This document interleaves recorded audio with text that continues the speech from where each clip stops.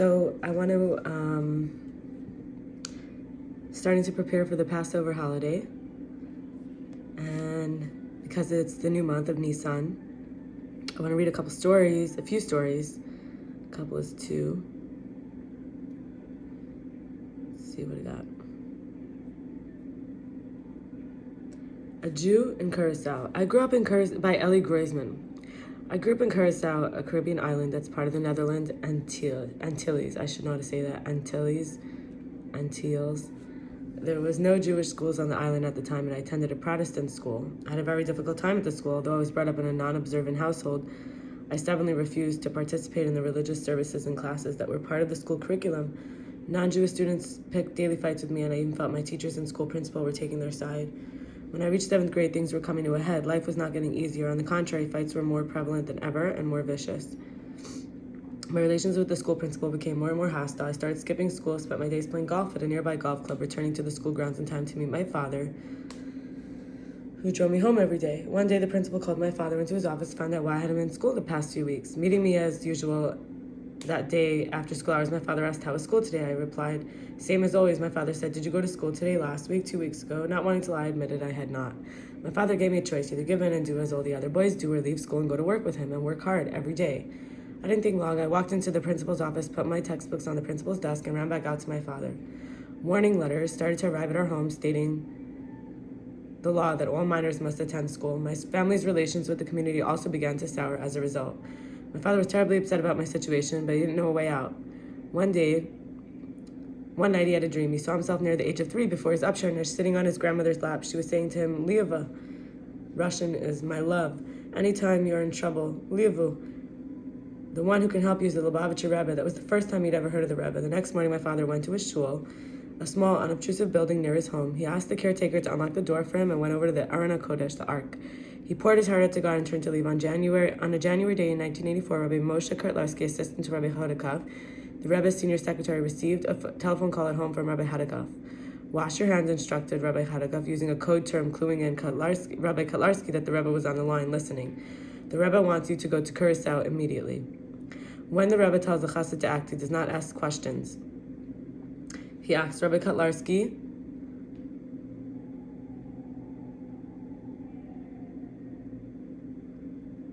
chose a traveling companion, Levi Krinsky, a 17-year-old yeshiva student.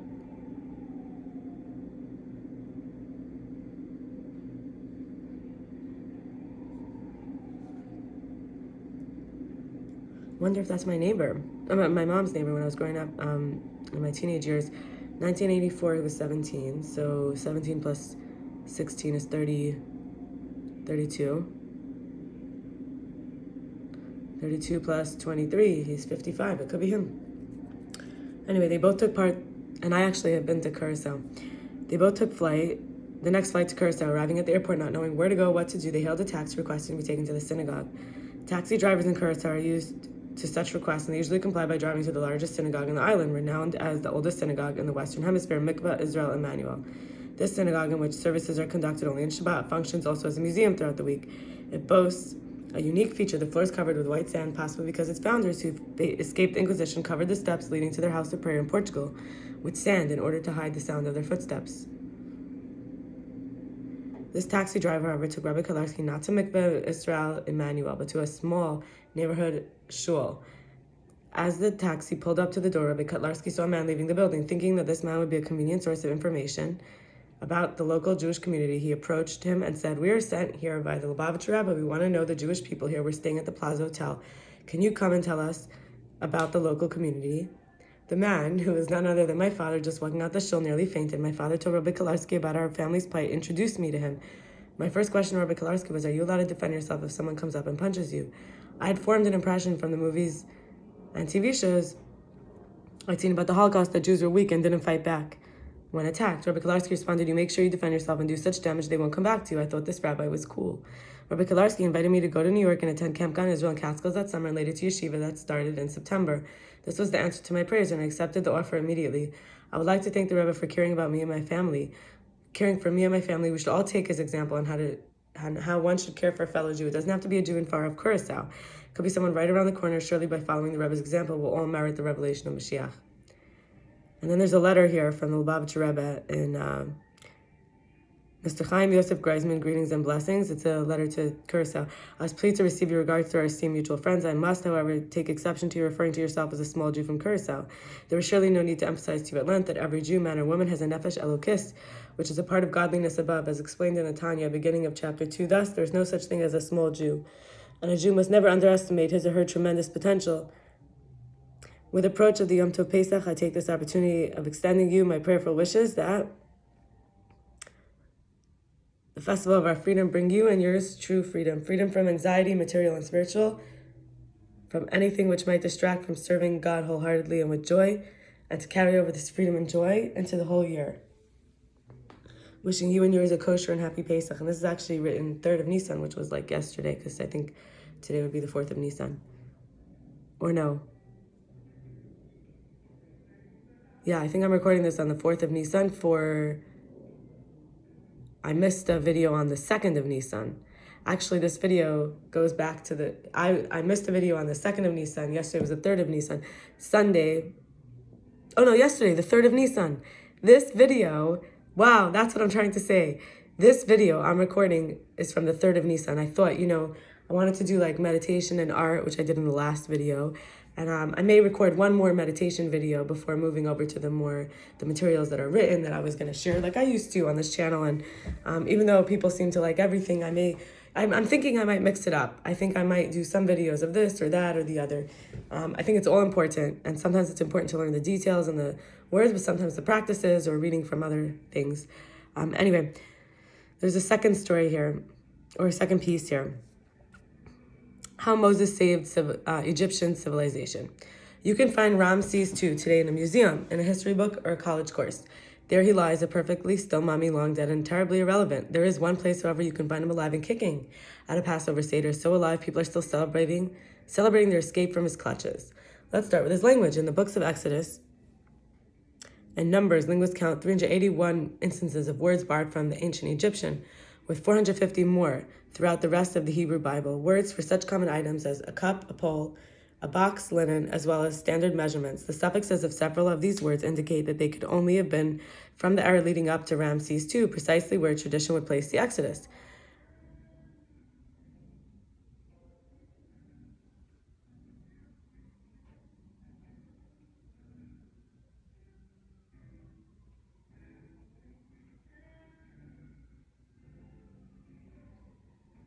Tradition is, I want to make also a comment here that there's Benjamin Noonan, the Egyptian loanwords as evidence for the authenticity of the Exodus and wilderness traditions.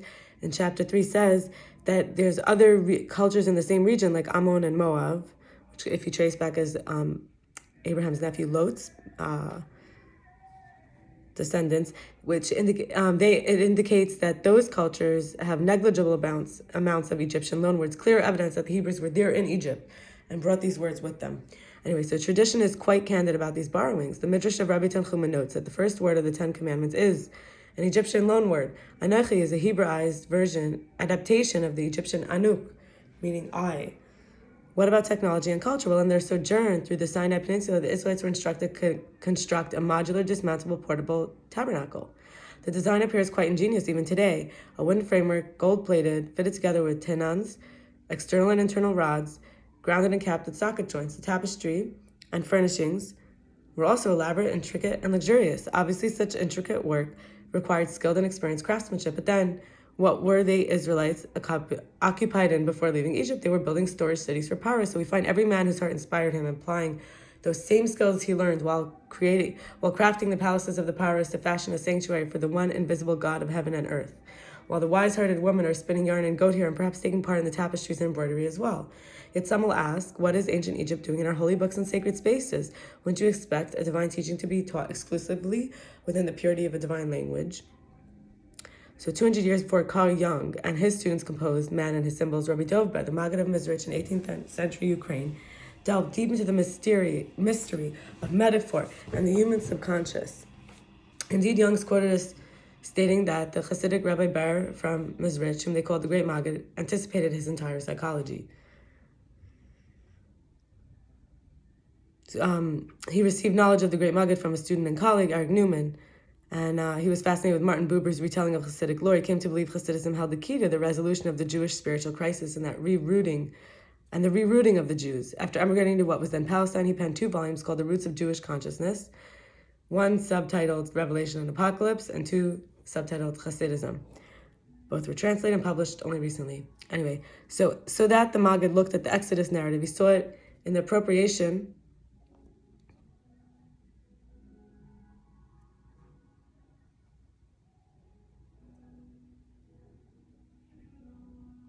of Egyptian culture by none other than God himself. He saw that especially in these lines. God said to Moses, "Go to Parai, for I've hardened his heart and the hearts of his servants, in order that I may put these signs, osot, of mine within their midst, and in order that you tell in the ears of your child and your child's child how I made a mockery of the Egyptians, and that you tell of my signs that I placed in them, and you will know that I am God." If you don't see what the Maggid sees, that's understandable. It's lost in translation, as we all know. You can't translate a language into another language and expect to see the same thing because you can't translate a culture into another culture. The Hebrew word os, osios, or osos, is a case in point. Despite the popularity of the above translation, os does not correspond to sign in English or to any other word. It has its own meaning within the context of its own language, which exists within a certain culture and way of thinking that defines the Jewish people from ancient Israel until today in its various permutations, which is actually what an os is all about. An os is anything that carries and conveys the significant meanings that are rooted within the unique collective consciousness of a society and culture. For example, the 22 letters of the Hebrew alphabet are called osios, because you can assemble them into words and sentences that convey ideas, perspectives, and emotions from one person's inner self to another's. A tradition, a commemoration, or a communal ritual is also called an os, carrying meaning and significance from one generation to the next. An event, animal, or even a rock might also be an os if it carried with itself, or ot, depending on if you say the soft s, the final letter taf or saf can be soft like os, and I was raised with Ashkenazi pronunciation, but the Sephardi pronunciation where you don't have soft taf, it would be ot. If it carried with itself some reminder from the past, an event, animal, or even a rock might also be an ot, or os, if it carried with itself some reminder from the past or some indication of something beyond. In English, we call these signs symbols or tokens, but none of these words entirely captures the flavor of the word os. In Hebrew, we say that you, along with every other person on the planet, have your own osios, meaning roughly the way you express your inner person. Then there are the osios of each nation as it speaks to itself and knows itself, the symbology, the culture, the language, and the nuance of expression that only the insider understands. It's our osios that allow us to master our environment to a degree inconceivable for any other creature on the planet. Indeed, there's nothing of the human world that's constructed by any individual alone or without the osios of language that hold us together. As we build words and sentences, so we build the world we inhabit.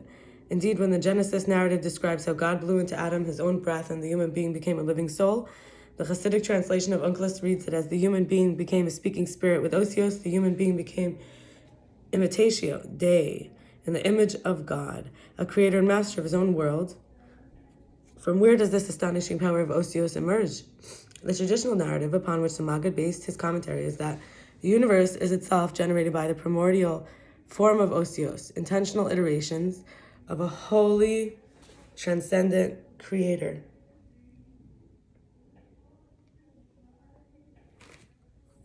The complexity of the human network provides a kind of antenna for these primal iterations of sentience to reemerge on a different plane, inducting them to the context of human life, only that now they are words in translation, profoundly out of context, and therefore no longer capable of generating actual existence and life.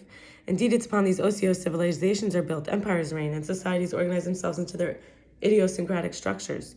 Ancient Egypt as well was a construct of its symbols, language, culture, its osios. It was the seat of esoteric knowledge and high tech at its time, a strikingly rich culture and advanced civilization that continues to fascinate and mystify us to this day. But it was oppressive. If society had remained within the rigid hierarchical structure of ancient Egypt with its cult of secret knowledge and divine right of its paros, humanity would be enslaved forever and the nation of progress and a better world would never emerge. How did such oppression and corruption occur out of divine osios? Because, as understood from the teachings of the great Kabbalist Rabbi Yitzhak Luria, along the route of translation from divine origin to human devices, the osios lost their entire context and rearranged themselves so that their meaning became distorted and lost, somewhat akin to an encrypted file that arrives in your email without its decoding key. Signal becomes noise and the picture can get ugly as it did in ancient Egyptian culture. Here is the teaching of the Maggid, transcribed by his students and in rough translation. The Holy One desired to extract all the divine sparks that had fallen into Egypt through the primordial shattering. These were all the wasted talk of Pharaoh and of Egypt, their osios, etc. How could this extraction occur? By bringing these words and these osiot into the Torah and arranging them in the context of holiness. This would be their purification. So this is the meaning of, in order that I may place these osios of mine. These are the osios of the shattering that need to be arranged within the Torah. And that was the purpose of planting the souls of Israel in Egypt for 210 years as an investment, a means to rescue these sparks and osiot. The destiny of these souls was intimately entangled with the redemption of these lost sparks. Only once the sparks were released through the 10 plagues could the Jewish people become a nation, receive the Torah, and truly be free. To paraphrase, God said, "These are my osios, fallen, shattered, and corrupted, and now I will redeem them. I will make signs and wonders so that the osios of this civilization will be preserved forever within the holiness of my Torah. And once these osios have been rescued, returned to their place, and transformed from darkness into light, then my children can be redeemed." That is what God is telling Moses here, that yes, it would be simple to force Pharaoh's hand at this point, and indeed much earlier. But that is not the point.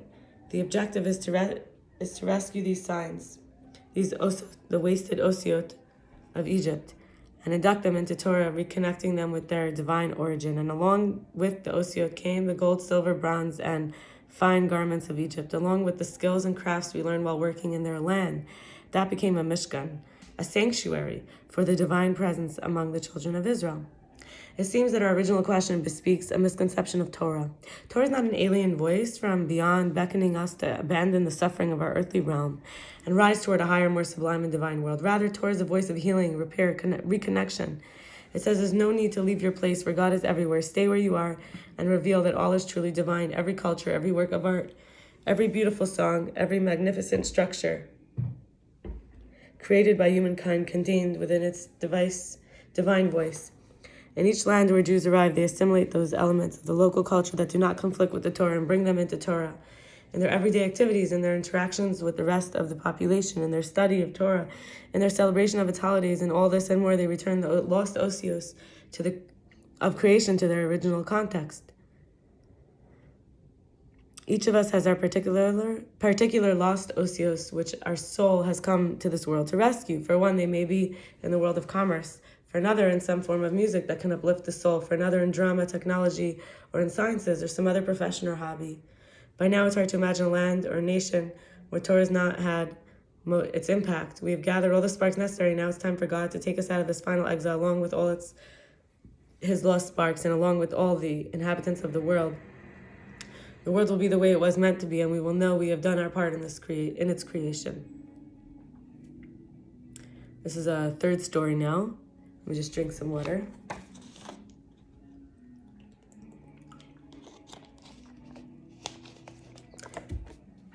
I hope I said that the previous story was by Tzvi Freeman. I thought that was important. I think I forgot to say. It says how Moses saved Egyptian civilization by Tzvi Freeman. And this is You Matter by Aaron Loshak. Norman Borlaug was a biologist and agricultural scientist who is credited with saving millions of lives through his work in developing special wheat varieties. In the 1940s, Borlaug began working in Mexico as part of a program to improve wheat yields and help feed the country's growing population.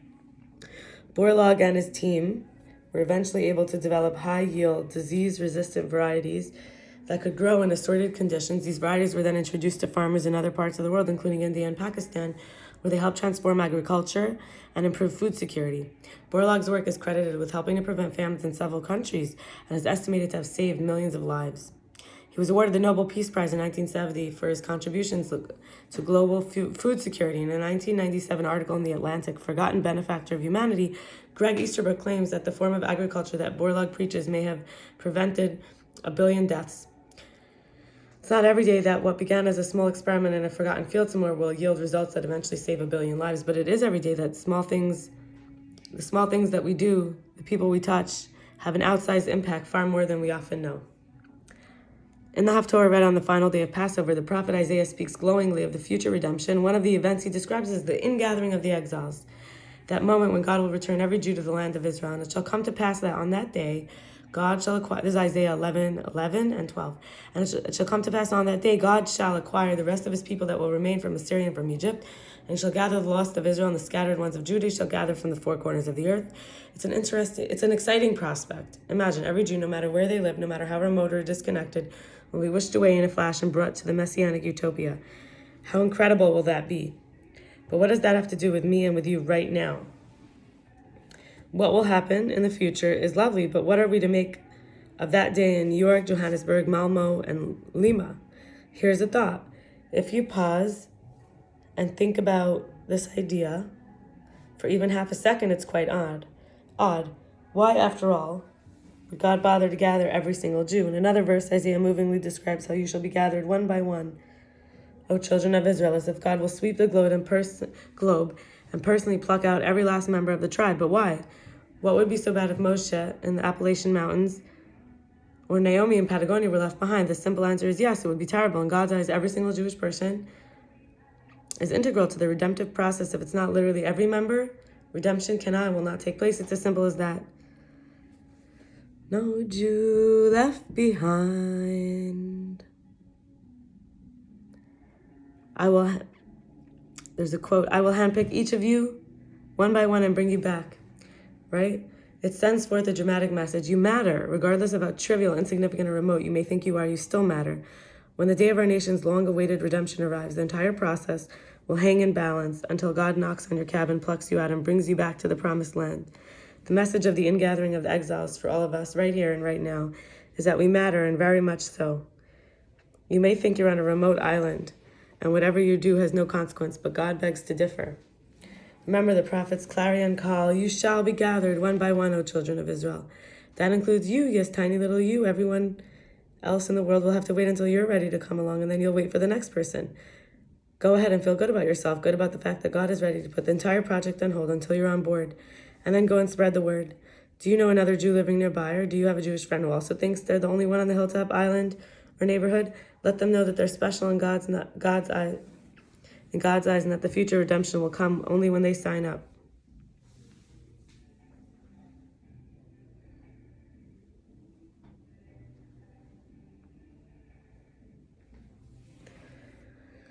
And while we're at it, why not sign them up now? Tell them about a mitzvah, a unique opportunity to connect with God who believes in them so much. Offer them a chance to study a Torah idea, put on tefillin, make a blessing over food, or light Shabbat candles, or to pray.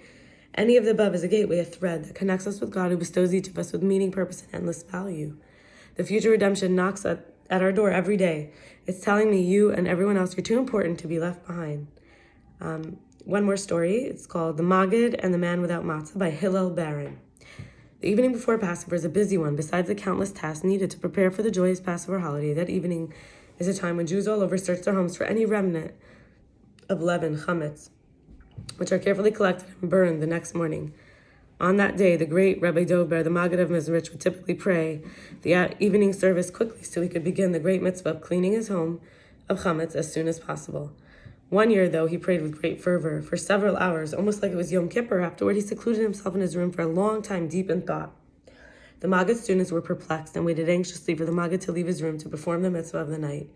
Finally, some of the closest students ventured to knock on his door and ask, Rebbe, what's happening? It's already well past midnight. The Rebbe answered, it's not good. The heavens are holding me back from doing the search. Several hours later, the Maggid finally came out of his room and announced, there's a Jew in our area who doesn't have matzah for Passover, and I cannot search for chametz until we find him and take care of him. The Hasidim immediately organized groups and began a thorough search of the city. Alas, they returned empty-handed, having not found a single Jewish person without matzah. The Rebbe was quiet for a while and then replied, I cannot do the search until you find that Jew.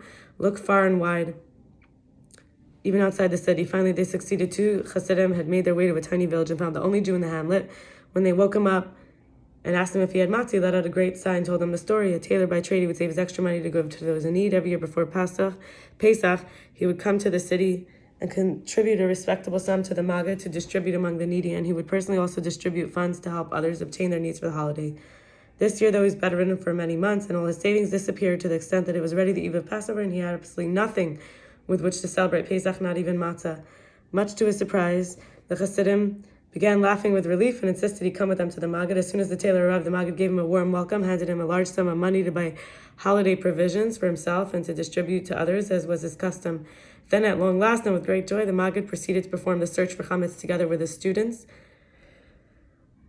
And the question here, especially because there's time before Pesach, have we done everything we can to see to it that every Jew has what he or she needs for Pesach? How about those who are isolated and far away from us?